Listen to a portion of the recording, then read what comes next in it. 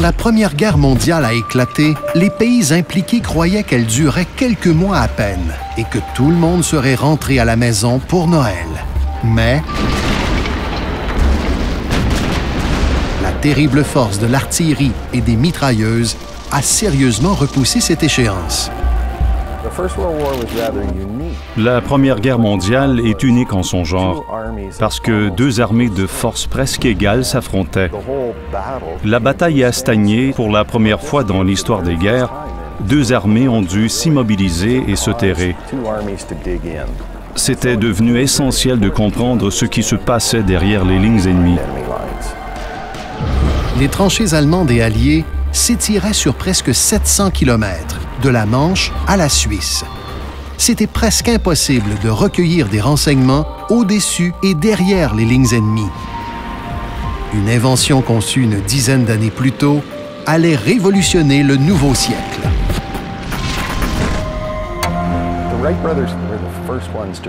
Les frères Wright ont été les premiers à effectuer un vol contrôlé dans un aéronef plus lourd que l'air. C'était en 1903, 11 ans seulement avant le début de la Première Guerre mondiale. On mesurait mal l'importance des avions et le rôle crucial qu'ils pourraient jouer lors d'opérations militaires. On oublie trop souvent le rôle principal des avions durant la Première Guerre mondiale. Ils n'étaient pas des chevaliers du ciel, ni des barons rouges, comme beaucoup semblaient le croire. Le rôle principal de l'aviation dans le conflit, c'était la reconnaissance. Au cours de vols en ligne droite, les pilotes ont pris des millions de photos aériennes des positions ennemies, comme on ne les avait jamais vues. Vous voulez savoir où sont les cibles, où l'ennemi construit ses tranchées et ses fortifications, où sont vos hommes? Je n'insisterai jamais assez là-dessus. Les premières missions de reconnaissance s'effectuaient à bord de biplans monoplaces qui n'étaient pas armés. Les choses ont changé quand on a commencé à installer des mitrailleuses sur les avions. Vous aviez là une arme d'une grande puissance capable d'atteindre une cible plus facilement.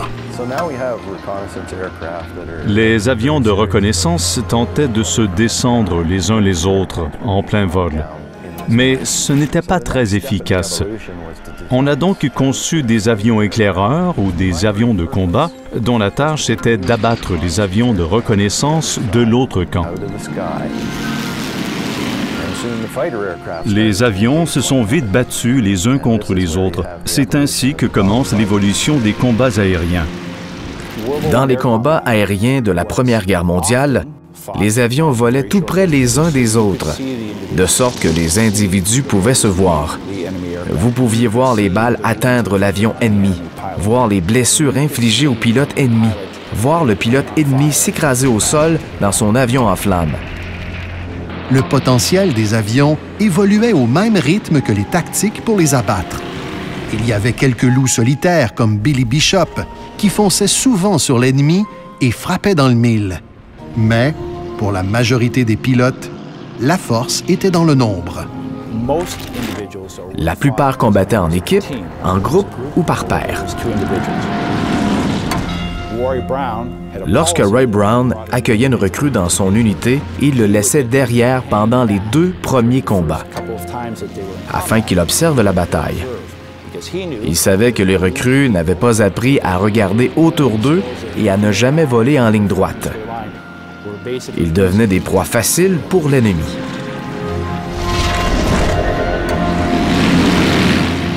De nos jours, rien n'égale l'attrait de voler que ressentaient les pilotes pendant la Grande Guerre. Sauf, qui sait, de participer à la première mission vers Mars ou de s'adonner au jeu de réalité virtuelle le plus récent.